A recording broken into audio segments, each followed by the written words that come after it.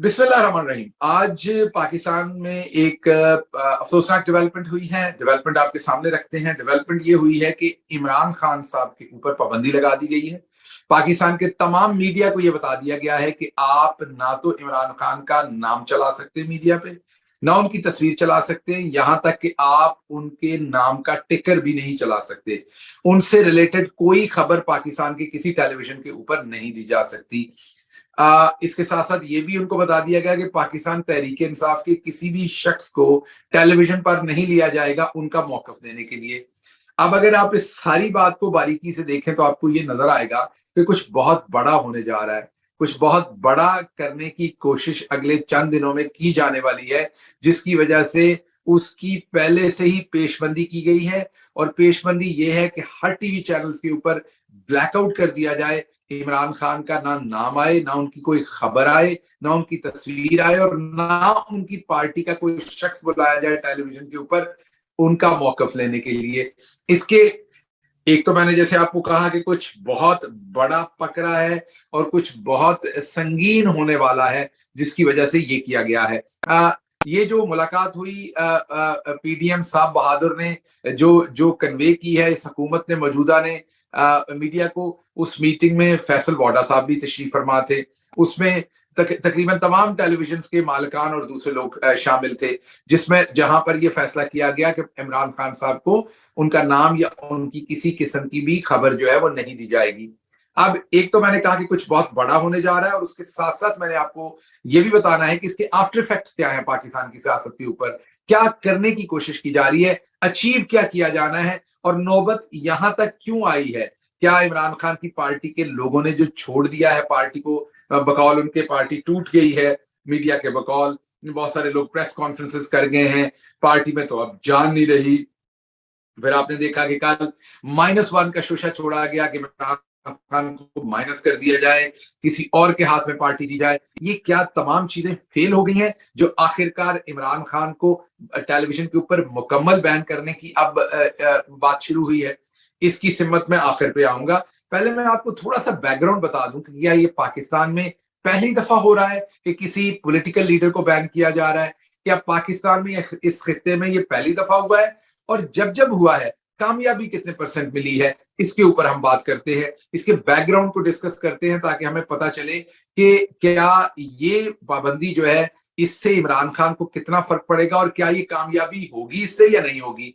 हमें वापस जाना पड़ेगा ब्रिटिश इंडिया के अंदर, जब हम ब्रिटिश राज के अंदर थे, जब इंडिया और पाकिस्तान इकट्ठा था और ब्रिटिश हम पे हुकूमत करते थे, क्योंकि हम गुलाम थे और वो मास्टर थे, वो आका थे, और हमारे लोग खासी जस्तजू करते थे आजादी की, जिसका शाखसाना हुआ था 1857 में।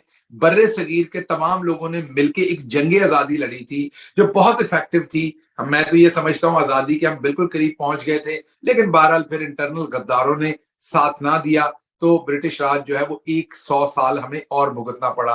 1857 से आप देख लीजिए 1947 तक कितना टाइम, तकरीबन 90 साल हमें और भुगतना पड़ा उस गुलामी के अंदर।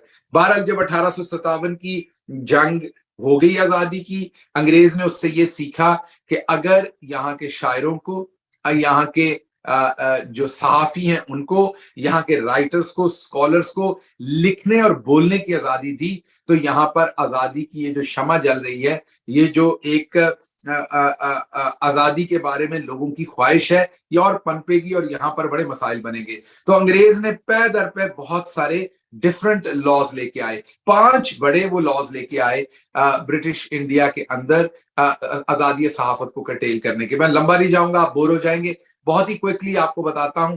सबसे पहले वो लेके आए 1878 के अंदर, उसको कहते हैं वर्नैकुलर प्रेस एक्ट। उसके साथ उन्होंने तमाम पाबंदियां लगा दी। जो प्रेस छाप रही थी आजादी का मटेरियल, वो प्रेस छाप रही थी कि ब्रिटिश राज किस तरीके से गलत काम कर रहा है हिंदुस्तान के अंदर, लोगों को अवेयरनेस दे रही थी, उसको इस एक्ट के साथ उस टाइम वॉइस राय थे लॉर्ड लिटन, उन्होंने ये एक्ट लेके आए थे और प्रेस का गला घूंटने की कोशिश की थी। क्या इससे प्रेस का गला घूंटने में कामयाब हो गए थे? बिल्कुल भी नहीं। प्रेस ने और तरीकों से लिखना शुरू किया, छुप के लिखना शुरू किया, प्रेस की बजाय छोटे छोटे घरों के अंदर प्रिंटिंग प्रेस लगा के वहां पर चोरी अखबार छाप के और उसको रातों के टाइम में लोगों के घरों में उसको जो है वो डिस्ट्रीब्यूट करना शुरू किया। तो मूवमेंट ना रुकी, एक कोशिश की गई ब्लॉक करने की, लेकिन उस ब्लॉक करने की कोशिश से कुछ खास अंग्रेज हासिल ना कर सका, बल्कि वो जो जो सर्कुलेशन थी और प्रेस थी, आम जहां पर अखबार का दफ्तर था वहां वो छपनी बंद हो गई, लेकिन बहुत सारे घरों के अंदर वो छपनी शुरू हो गई। फिर लाइसेंसिंग का एक्ट 1857, मैंने बताया कि जंगे आजादी के फौरन बाद शुरू हो गए थे लॉज कि लाइसेंस लेना पड़ेगा, किसको लाइसेंस देना है, किसको नहीं देना, किसका खत्म करना है, ये लाइसेंस आए। ये असल में पर्पस था, एक बहुत बड़ा बंगाल का वीकली अखबार था जो जिसका नाम था अमृत बाजार पैट्रिका, वो बहुत सारा मटेरियल बंगाली में शाया कर रहा था। तो पाबंदी लगा दी कि आपने किसी भी रीजनल जुबान में अगर आपने पब्लिश करना है, जैसे पाकिस्तान में रीजनल जुबानें हैं, पश्तो है, उर्दू है, सॉरी उर्दू तो हमारी कौमी जुबान है, पश्तो है, पंजाबी है, आपका सिंधी है, इस तरह जैसे रीजनल जुबानें हैं हिंदुस्तान में उस वक्त थी, उन पर पाबंदी थी। लेकिन अगर आप इंग्लिश में छापे तो आप पर कोई पाबंदी नहीं थी, आपको लाइसेंस नहीं लेना था। तो क्या इस एक्ट से वो कामयाब हो गए? नहीं। अखबार नवीसों ने अंग्रेजी में छापना शुरू कर दिया वही मटेरियल। उसके बाद द प्रेस एक्ट 1910 आया, उसने भी प्रेस का गला घूंटने की कोशिश की, कोई उससे उससे भी अंग्रेज सरकार कुछ हासिल ना कर सकी। ऑफिशियल सीक्रेट एक्ट लाया गया लोगों को जेलों में डालने के लिए, सहाफियों को, कि आपने सरकार के बारे में कोई भी खबर दी, जो आज हो रहा है, आपने खबर दी तो आपके ऊपर सीक्रेट एक्ट लग जाएगा, आप समझा जाएगा कि आपने सरकार के बड़े खास जो उसके अंदर कोई ऐसी चीजें थी जो खुफिया बातें थी वो आपने लीक कर दी। तो ऑफिशियल सीक्रेट एक्ट 1903 लाया गया। फिर न्यूज़पेपर इंसाइटमेंट ऑफ ऑफेंस 1908 का एक्ट लाया गया। लेकिन इन तमाम एक्ट से कुछ हासिल नहीं हुआ। इससे पहले एक और खतरनाक काम किया गया और वो था सेडेशन का एक्ट जो लाया गया, वो 124A, जिसमें सेडेशन, गद्दारी के मुकदमात किए जाएंगे, वो अंग्रेज लेके आया था 1870 में। जी मैं बिल्कुल आपकी खिदमत में सही अर्ज कर रहा हूं, आज से तकरीबन 153 साल पहले की बात है ये। 150 साल से भी ज्यादा अरसा पहले की बात है कि वो 124A वही है जिसके गद्दारी के पर्चे मैंने 2 दर्जन के करीब भुगते हैं। 124A वही है जिसके इमरान खान साहब ने भी शायद 1 या 2 केसेस गद्दारी का उनके ऊपर हो चुका हुआ है। इस्लामाबाद में हुआ था जहां तक मुझे याद है, और उसमें उन्होंने जमानत ली हुई है। उसके अलावा भी हमारे बहुत सारे दोस्तों ने 124A के अरशद शरीफ शहीद के ऊपर 124A का पर्चा मेरे साथ ही दर्ज किया गया था। अमाद यूसुफ ARY के उनके ऊपर किया गया था। खाबर घुम्मन साहब हैं, उनके ऊपर किया गया था। तो आज भी जो अंग्रेज ने इंट्रोड्यूस करवाया था 1870 के अंदर 124A सेडेशन का, बुनियादी तौर पर फ्रीडम की बात करने को रोकने के लिए, सहाफियों को रोकने के लिए, लेकिन वो हम आज भी इस्तेमाल कर रहे हैं। लेकिन क्या वो तब कामयाब हो गया था? नहीं हुआ था। गांधी को, मौलाना आजाद को, नेहरू को और बहुत सारे दूसरे जो उस वक्त के लीडरान थे उन्हें 124A में बुक किया गया। फिर प्रेस इमरजेंसी एक्ट 1934 आया, फिर the defence of India act 1940 आया। लेकिन इन तमाम चीजों से किसी भी सिम्मत अखबार नवीसों की जो काविश थी वो ना रोकी गई। एक छोटा सा वाकया आपको सुनाता हूं। जब ये डिफेंस ऑफ इंडिया एक्ट 1940 आया, जिसमें बहुत सारी अखबारों के ऊपर जो सेंसरशिप लगा दी गई, आप ये लिखेंगे, ये नहीं लिखेंगे, ये पब्लिश करेंगे, ये नहीं करेंगे। तो एक बहुत छोटी बच्ची थी, उषा मेहता, 22 साल की स्टूडेंट थी। उसने सोचा इससे तो हमारा आजादी का पैगाम नहीं जाएगा, तो उसने एक सीक्रेट रेडियो बनाया। इक्विपमेंट उसने हासिल किया तो सीक्रेट रेडियो की ब्रॉडकास्ट शुरू की। मेन वो डिफरेंट जगहों पर उस रेडियो के सिस्टम को लेके मूव करते थे, एक जगह से दूसरी जगह। ये जरा ज़हन में रखिए, मुश्किल वक्त था क्योंकि उस टाइम वो इक्विपमेंट खासा बड़ा था, वो कुछ छोटी सी चीज नहीं थी जैसे अब मोबाइल फोन है हमारे हाथ में। तो उस इक्विपमेंट को छुप के कहीं पर किसी घर के अंदर छुपाया जाता था और वहां से ब्रॉडकास्ट किया जाता था और लोगों तक अपनी नशरियात भेजी जाती थी।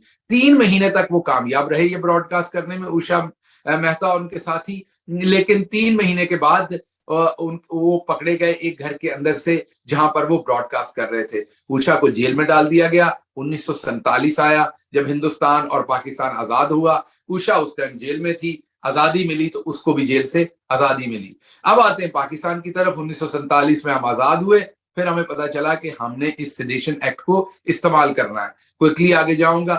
فاطمہ جناح صاحبہ پہ ہم نے اس کو استعمال کیا, ہم نے فیض احمد فیض کے اوپر اس کو استعمال کیا, ہم نے اسی کو حبیب جالب کے اوپر استعمال کیا, اور کرتے کرتے کرتے ہم ارشد شریف, شہباز گل, عمران خان اور ان تمام لوگوں کے اوپر اس کو استعمال کرتے رہے. 1870 میں انگریز ہمیں کنٹرول کرنے کے لیے قانون لایا تھا. ہندوستان اس قانون کو ابالش کر چکا ہے, ختم کر چکا ہے. لکیلی لاہور ہائی کورٹ نے بھی ابھی یہ چند ہفتے پہلے اس قانون کو کالعدم قرار دیا ہے, لیکن ابھی بھی اس کے اوپر پرچے پاکستان کے اندر ہو رہے ہیں. اب واپس آتے ہیں ہم کہ پاکستان کے اندر بھی اگر آپ دیکھیں تو ضیاء الحق کے زمانے میں بھی بہت ساری پابندیاں لگی. ضیاء الحق کے زمانے میں بھی لوگوں کی پریس بند کی گئی, لوگوں کو کوڑے مارے گئے. آپ اکثر چودھری غلام حسین صاحب کو ٹیلی ویژن پر دیکھتے ہیں, ان کو شاید 21 دن تک لاہور قلعے کے ایک زندان کے اندر پھینک دیا گیا, جہاں پر نہ انہوں نے روشنی دیکھی, نہ انہیں پتا چلا کہ وہ کہاں پر بند ہے. چودھری صاحب ایک دفعہ وہ قصہ مجھے سنا رہے تھے اور ان کی آنکھیں نم تھی. آنکھیں اس لیے نم تھی کہ انہیں یاد آیا کہ ان کی والدہ بہت تکلیف میں رہی تھی, تو ان کی والدہ بہت ہی پریشانی اور تکلیف میں مبتلا رہی وہ 21-22 دن, جب ان کا بیٹا چودھری غلام حسین صاحب, آپ ان کو جانتے ہیں, ان کو اس قلعے کے زندان کے اندر ڈالا گیا.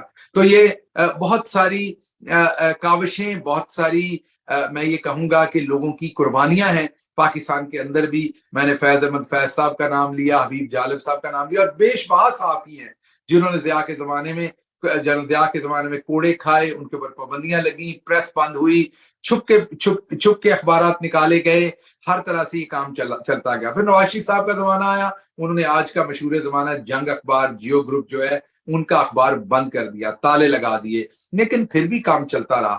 تو کہنے کی بات یہ ہے, یہ سارا نیریٹو جو میں آپ کو پیچھے دے رہا تھا وہ یہ دے رہا تھا کہ عمران خان کا نام, عمران خان کا کلام, عمران خان کی شخصیت, عمران خان کی تصویر, عمران خان کا ٹکر, سب کچھ بین کر دینے سے کیا آپ حاصل کر لیں گے جو آپ حاصل کرنا چاہتے ہیں؟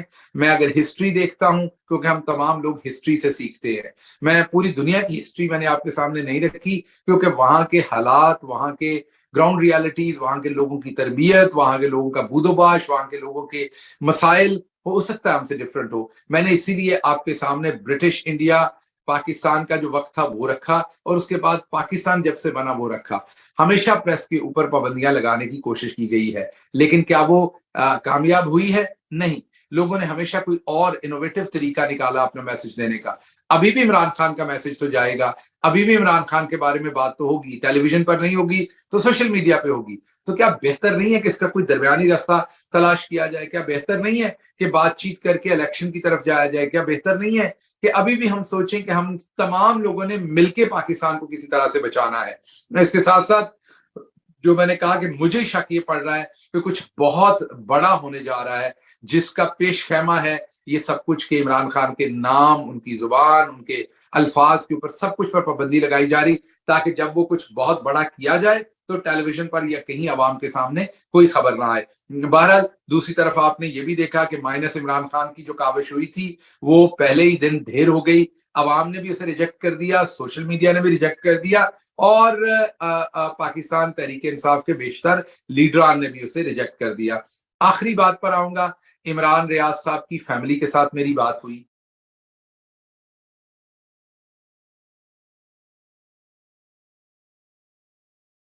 چار چھوٹے چھوٹے بچے ہیں, ان کا سب سے چھوٹا بیٹا جو ہے وہ 6 سال کا ہے, وہ اپنے باپ کو بہت مس کر رہا ہے, اسے نہیں پتا کہ ان کے والد کہاں گئے ہیں. عمران ریاض کو فوری رہا کرنا چاہیے, ان کے پیرنٹس, ان کے گھر والے بہت پریشان ہیں. میں آپ سے اپیل کرتا ہوں, آپ نے ان سے کوئی پریس کانفرنس کروانی ہے, کچھ اور کروانا ہے, میں یہ پی ڈی ایم سرکار سے ریکویسٹ کرتا ہوں کہ آپ ان سے وہ کروائیں, لیکن عمران ریاض کو فوری طور پر رہا کریں. وہ 20-25 دن ہو گئے وہ اپنی فیملی سے دور ہیں, اس سے زیادہ ان کے بچوں کو اور خدا را سزا مت دیجیے. اور اس کے ساتھ ساتھ میں آپ کو یہ بھی بتا دوں کہ عمران ریاض نے کبھی اس ملک کا برا نہیں چاہا. وہ ایک جرنلسٹ ہے, وہ اپنی بات کرتا ہے, اگر آپ کو وہ بات بری لگتی ہے تو آپ اس سے کوئی بیان حلفی لے لیں کہ بھائی آپ 1 مہینہ 2 مہینے 3 مہینے نہ بولیں, لیکن ان کے بچوں کو ان سے دور مت کریں. میں نے کسی دوست سے کہا تھا, رابطہ کیا تھا کہ مجھے ان کے بارے میں کچھ بتائے. وہ دوست یہاں, انہوں نے مجھے, وہ جو میرے دوست ہے انہوں نے جس دوست سے میں نے ریکویسٹ کی تھی کہ مجھے کچھ بتائیں عمران ریاض کے بارے میں، انہوں نے مجھے کچھ میسیجز بھیجے ہیں.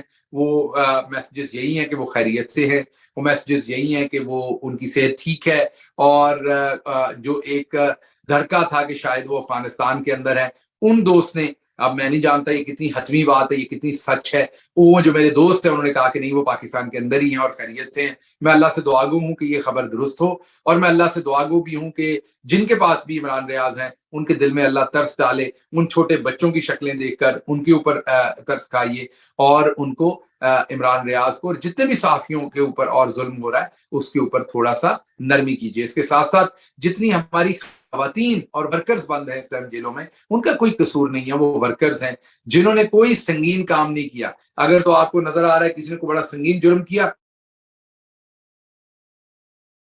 لیکن جو ویسے ہی بند ہیں پولیٹیکل لوگ، جسٹ ان سے پریس کانفرنس کروانی اس لیے وہ بند ہیں، آپ مہربانی کر کے ان لوگوں کو بھی رہا کیجیے. کافی ہو گیا ہے، یہ سارے پاکستانی ہیں، یہ سارے آپ کے بھائی ہیں، یہ کوئی دشمن نہیں ہے، یہ تمام محب وطن لوگ ہیں. میں امید کرتا ہوں کہ اس کے اوپر ایکشن لیا جائے گا. اللہ ہم سب کا حامی و ناصر ہو. پاکستان زندہ باد.